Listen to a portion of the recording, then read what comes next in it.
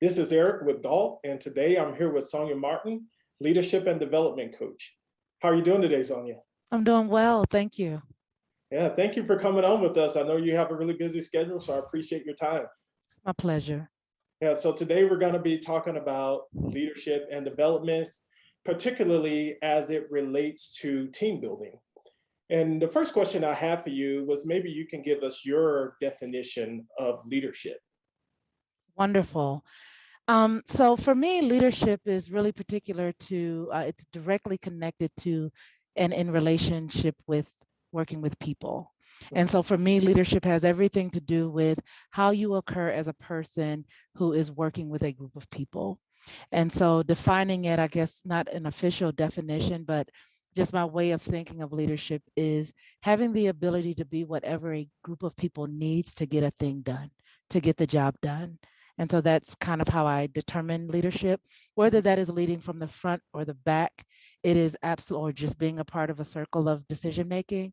It is helping a group of people get things done. Great. Now, one of the things I know from experience, and I'm sure you've experienced it also, is that there's different kinds of leaders. There's good leaders and then there are bad leaders. And people who just don't understand the process of what you basically just described or the definition you basically gave. How would you describe the difference between good leadership and poor leadership? I work with leaders pretty much all day from the time I wake up until sometimes when I go to bed. And oftentimes that's really what I'm up to. My team and I are trying to figure out ways to help people lead. And oftentimes I think the challenge is people go into leadership because they were expert level in the thing that they did. So the skill set that they had caused them to be a person that somebody said you should go into leadership. What we're noticing is that's causing a lot of really poor behaviors from a leadership perspective. And so poor leadership, what it looks like is when you have sometimes a direct focus on an end result. You are looking at performance and completely neglecting the people that you're working with to get that performance met.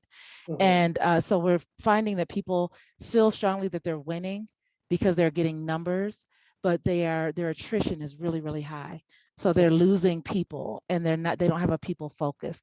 That is poor leadership because there should be some sort of healthy balance. You should be getting things done along with retaining really qualified people. And so those are examples of poor leadership. I think the leaders that I've seen that have done really, really well in the places where I've worked, they have a way of helping people see the strengths that they didn't see. They're getting things done. They're executing. And one book that I love is called Working at the Speed of Trust. Uh-huh. And Working at the Speed of Trust talks about credibility. And it talks about trustworthy people behave inside of credibility. And Mhm. it talks about these four cores. And this to me, I believe is a leader. There's four cores of credibility. And it starts, the visual that he paints is that, and it's Stephen M.R. Covey, it's Covey's son. Uh-huh. But under the ground, there's intent. People are very clear about a leader's intentions. Then there's integrity. And so, well, there's integrity, then intention. So those are the underground things. There people communicate, a leader communicates their intentions. They sit inside of integrity. They do what they say they will do. And then the things above grounding include capability. So they have the capability of getting things done. And then the top is results. So they get results. So for me, that's leadership. Yeah. Leadership is both the underground stuff as well as the things that you can see above ground. Mhm. And poor leaders don't have one of those. Is really poor. And like they're lacking either in integrity, Mhm. intention. They're not capable of leading. Like maybe they were capable to do the job, but they're not capable of leading, or they just don't get results. And credible leaders have all four of those, I think. That's great. Yeah, and I'm glad you brought up Stephen Covey because as you were talking, it made me remember one of the quotes he made from the Seven Habits of Highly Mhm, Effective People when he mhm, says he describes the difference in management and leadership, and mhm. basically saying leadership is about people, Yep. management is about process. Yeah. Yeah, so that's a really great point that you bring up about the differences between those two. I agree completely. And I think there are some good process managers, and that's fine. and they Right. can do well in that. It's just Mhm. when you shift them over to the people portion of it, they don't necessarily do as well unless they're intentional, you know. Yeah.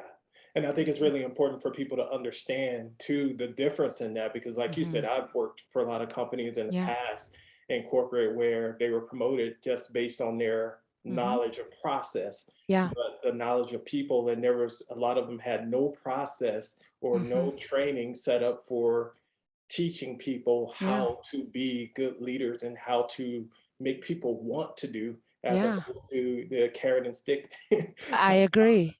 stuff. Yeah, and I think, I don't know, and it probably is my personal preference, but I think it is easier to train a person in processes than it is to train a person in connecting with people. I think it's just hard to teach someone. It is possible. I think everything is possible, but it's challenging to get people to Yes. literally care and have a concern about the impact that they're making in the lives of people. Absolutely, because a lot of times they just don't see the bigger picture, Mm-mm, and that no, is work at trying all. to get them to do that. They're like, "Hey, I'm just here for a paycheck." Exactly. But it's like there's Exactly. so much that goes into that paycheck happening, so Yeah, absolutely. Unfortunately, a lot of those big paychecks happen from people who have not mastered the art of working with people. And I yeah, think that's the problem, yes, because people see success and progression with no real connection to how you work with people. And so that is a problem. yeah, absolutely. Yeah. Well, my next question, I think this is a great lead in for it, is for the picking individuals for your team. And I Hmm. know a part of leadership has to be part of that process of making sure you have the right people on board to Hmm. begin with. Yeah. What does that process look like for you, or what comes to mind when you're trying to find people for a particular team? I love that question a lot because I'm really passionate in this space, especially onboarding. But Mhm, for me, and I work with leaders right now, we have specific training that we offer to our leaders about how to build the best team. mhm, And so some of the things that we focus on is what's missing on your team. And so before you even start the interviewing process, take a good assessment about what is missing, and not just from a skills perspective, but from a personality perspective. Is there something on your team that's missing? I mhm, know for some teams that I've worked on, we've had really high levels of extroverted people, and we actually needed people to have more of an analytical eye. And so we needed that on the team because we were spirited and we were influential in communicating, but sometimes we didn't fine tooth comb things, and we needed that. And so we tell leaders you should actually look to see what's missing on your team by way of either a skill set or a personality type that mhm, could potentially bring something that your team needs. So that's the first thing. And then I think in interviewing, some of the things that I've learned over the years is that there is a process that I think every leader should follow. And I think oftentimes leaders stop at different parts of the yeah, process. So they'll look at a resume or they'll look at the face value of a person and make a determination based on that.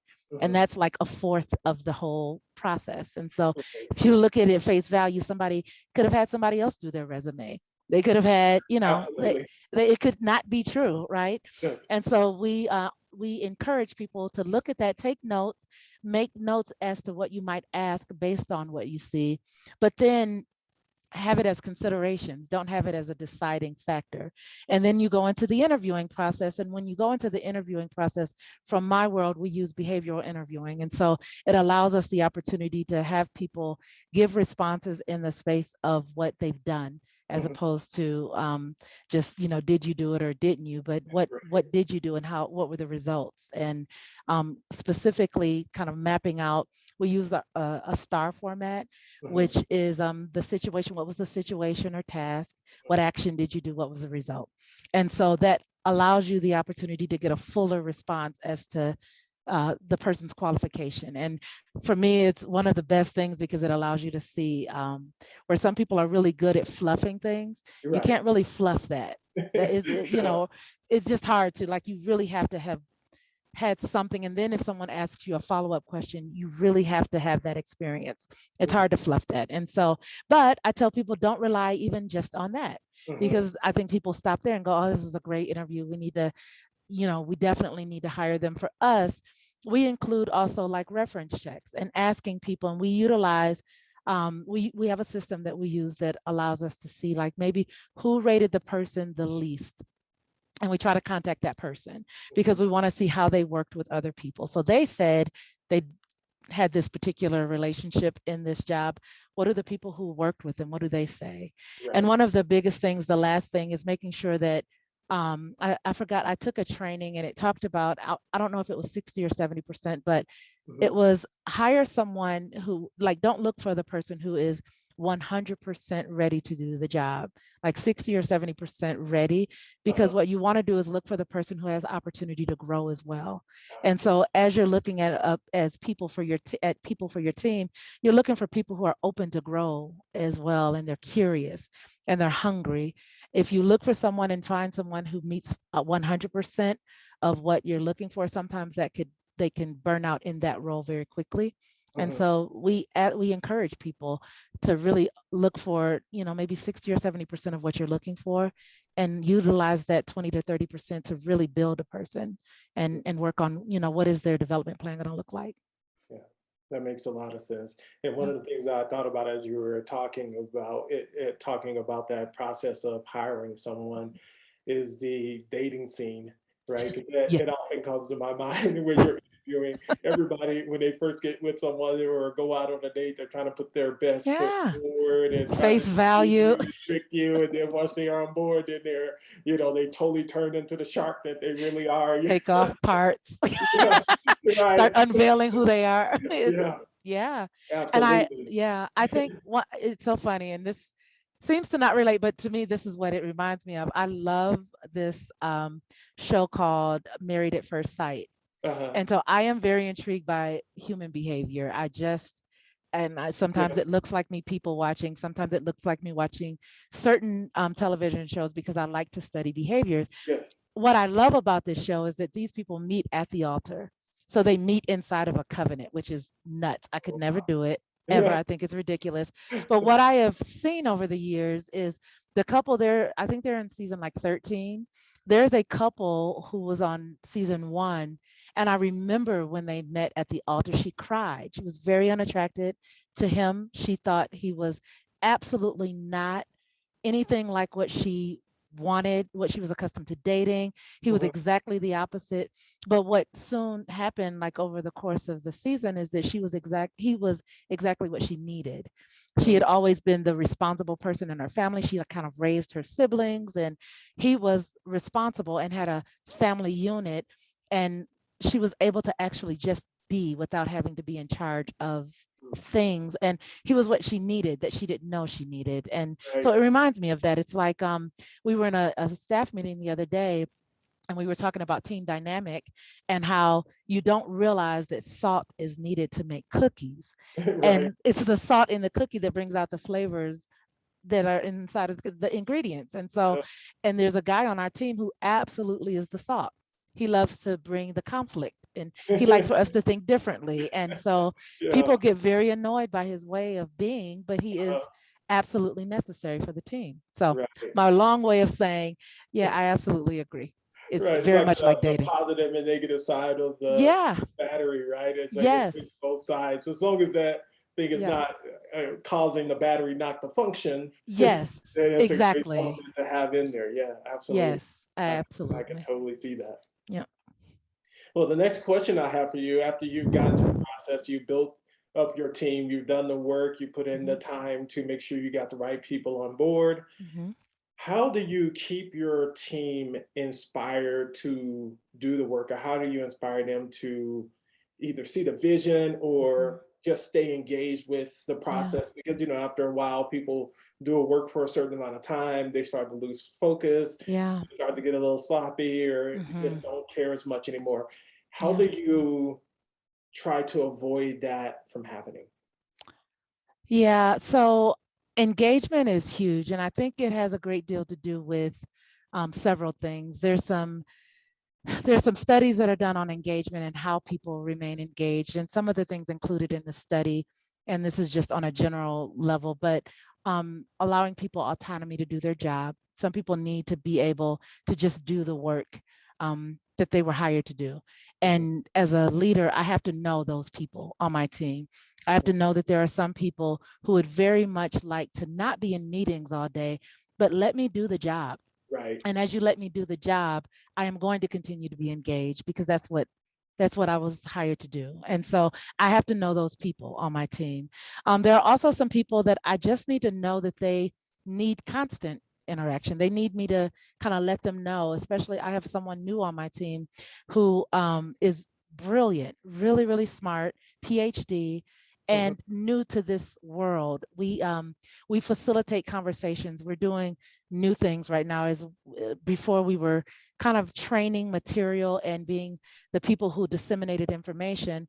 Now our skill set is facilitating information that these leaders have, as opposed to teaching them something. It is getting these brilliant leaders in a room and being able to facilitate the conversation.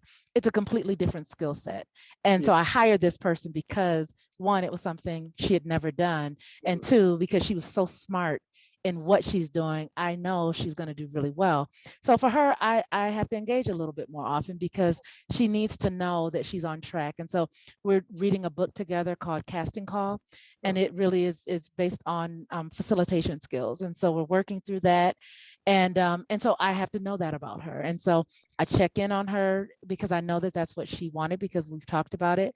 And Mhm. so she gets a lot more of my attention than others. I connected her with a mentor.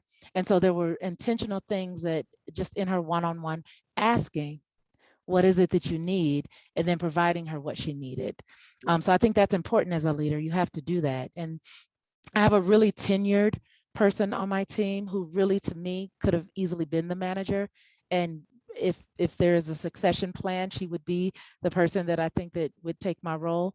For Mhm. her, she does a lot of the create. Like I've given her our entire coaching program Mhm. because she's in a certification. She's getting her certification. She's the most tenured. She knows the needs in the field. She's connected with the majority of the leaders in our company. Mhm. And so I'm pretty new to the team. I have a couple of new people. She's the most tenured. Just let her own that and let her run it. It's hers. And we treat it like this is our business. This is your portion of the business. You run it as the entrepreneur that you are. And if you need any help, you let me know. And those are ways that keeps them engaged because they own it and they can do Right. they don't have I fortunately for me, and I did not know that I would ever appreciate this, but I don't feel like I'm the smartest person in the room most days, but that is excellent because I get an opportunity to let them just thrive. And Right. I do what it is that I do. I'm a people connector. That's what I do. I connect people with people. I connect people with things and processes. I do that and let them do their job. And I think that is causing really good engagement on my team, and people are able to just work and do the thing that they love to do. All of us are passionate about leadership development. I have one person on my team who is really passionate about organizational development and creating systems. Mhm. And so I get out of his way because he has a plan. He put together a beautiful proposal and he's working inside of that. And I don't have any issues with that. I think it's incredible. And so that is what I'm finding in my world. I'm finding that that is the best for this team. I've managed managers who were more frontline managers who um, needed a little bit more direction and needed more like a little bit more of like the skills stuff in the leadership area. And so being strategic in that, but I think understanding what people need from an engagement perspective and then giving them what it is that they need. And then if you don't have the skill set, being wise enough to connect them with someone who does have that skill set. Those are things that I think help the team remain engaged. That's outstanding. Just listening to you talk, it just brings back some of the things that I really admire in people who are leaders. I'm sure your employees would really enjoy working with you or working for you, and because you have that kind of an energy where you are going to show them the respect and give them the Hmm. opportunity to thrive, where Yeah. you don't feel like, hey, I need to hinder you so that I look better. You know, Yeah. That you're does not help. out there shining, and yeah, and that, Yeah. I think that's a Yeah. great, that's a really great point. Like everything you were just dropping gems and nuggets all through that session there. So It that is was helpful. It's helpful to be, and I don't know, for me, you learn leadership by leading, right? yeah. Like you kind of like because I've been in this space for over a decade, probably. You know, I even think about when I used to be a kindergarten teacher and a first grade teacher. I think about that. And a kindergarten and first grade teacher has a leadership development focus. You are Mhm. focused on Right. developing our future leaders. And for me, I glean from all of that. Mhm. And you can, you know, I hate to tell adults that I learned things from teaching kindergartners that work for adults, but it's true. It's true. It's just true, you know. It's true.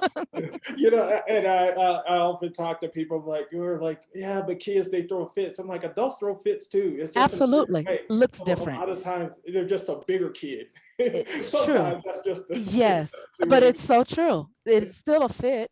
Either it's a quiet one or a loud one, but it's still a fit. Right. Yeah. Yeah. That's awesome. Well, that's a great lead into my final question, and that is, when you have to, because I know occasionally you have to, even if you've done all the work to bring on the right people and build your Hmm. team, occasionally you have to pull people aside, talk to them, Hmm. for discipline or correction. Yeah. I guess is a better word, to Hmm. correct their path and things like that. What does that process look like for you? How do you do that Yeah. without alienating the person you're correcting? Yeah. I think that is one of the most essential parts of leadership. I think that um, oftentimes I think people confuse correction with something else. Like they think that it is negative Mhm, um, and it's not.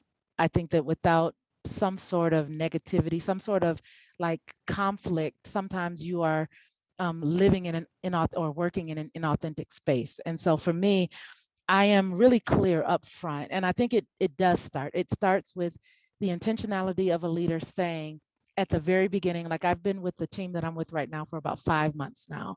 And I mhm, started off being very clear about my leadership philosophy.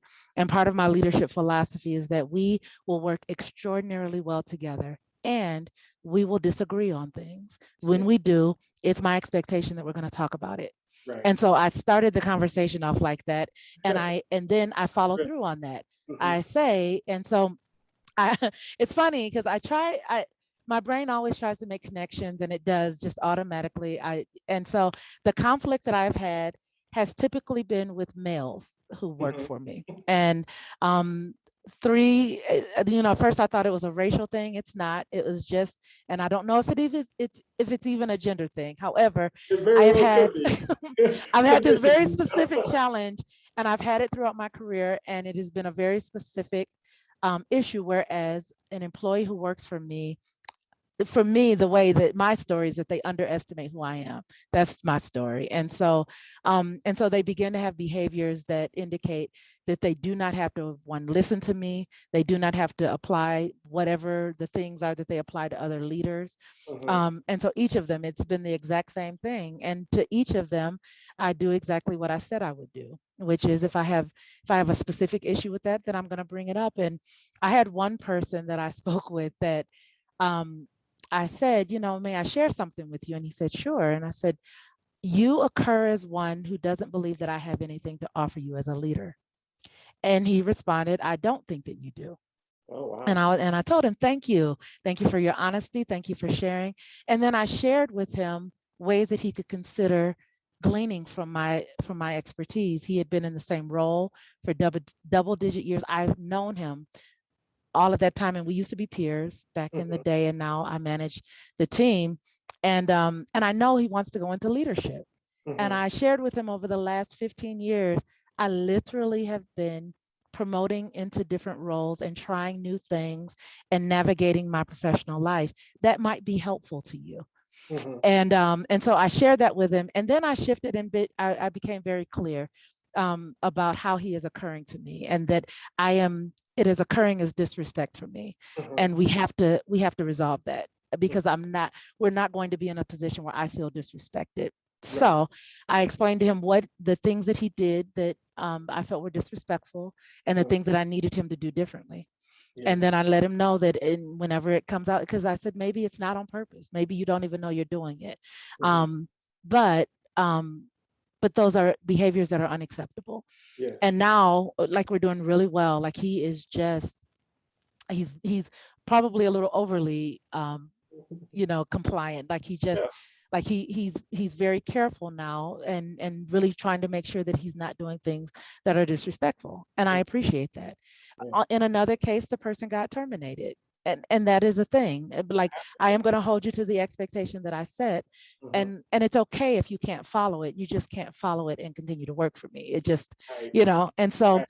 I think accountability is huge, but inside of like, I think a lot of people go straight to accountability, but there was a lot that was done prior to accountability.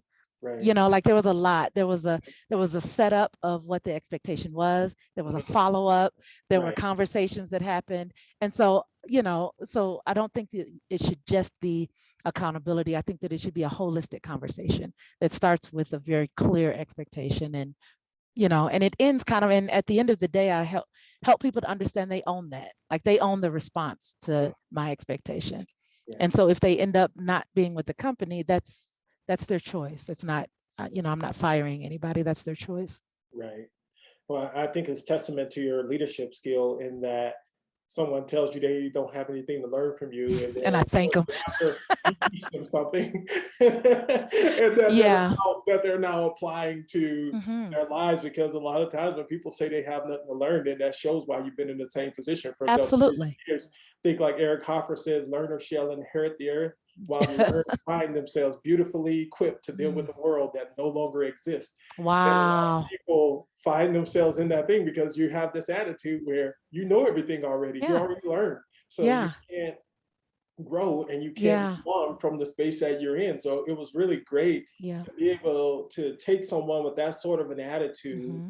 and be able to talk them through to where it did end up resulting Yeah. in being fired, but end up Yeah. resulting in someone improving their behavior at work. Yeah. That is definitely a sign of outstanding leadership. Yeah. It is a work in process. We're still in it. We're Yeah. doing well right now. I'm just going to be honest. And I will say, just on the back end of it, one of the things that I try to practice consistently is like self-care. And so having someone that, once I'm off of that call, I can walk upstairs and say, okay, I need to get this off my chest. This is Mhm. how I'm feeling. This, and having a place to put it, because it was very impactful. And I had to really kind of like settle in myself. You asked a question, he Mhm. provided an honest answer. Right. Like, don't get upset at that. And Right. I really had to work on that, because I was like, old me might have responded a little differently. I might Absolutely. have said some things in a very, very abrupt way, but I really want to practice the things that I tell leaders to do, that are best practices. I Yeah. want to practice those things so that I can share things like Mhm. when it works, because Right. sometimes it does work. Well, I mean, yeah, I mean, that's again testament because I know tons of people that would have resulted in firing. Yeah, that you would have been let go immediately. Oh, Yeah, you've gotten all you can get here, then yeah, you're somebody else's problem now. absolutely. Yeah, Yeah. And yeah, I have leaders who, even that specific person, who feel um, that that he's not able to be developed, and I just don't believe that. I don't think that anybody. I think if people choose not to grow, that's their choice. right. But I think it's my job to get inside of his process with him, Hmm. and do everything. At least at the end of the day, I can say I did all the things that I felt that I could do. And so I think that's a leader's responsibility. That's outstanding. Yeah. Well, I just want to thank you again for your time. It's about all the time we have for today, trying to keep these a little bit shorter. So, Yeah. but I Perfect. definitely would like to have you back on again to discuss a different area of leadership. Today, we talked mostly about team building, and I know Hmm. there's so many different Hmm. aspects of leadership, and maybe Yeah. we can dive deeper into counseling and that sort Yeah. of thing, and yeah, and get into the nitty gritty of it. But I thank would you very love much that. for being with me today. I appreciate it. It's my pleasure. Thank you so much. Thank you. All right. Until next time, this is Galt and Sonya Martin. Thank you again. My pleasure.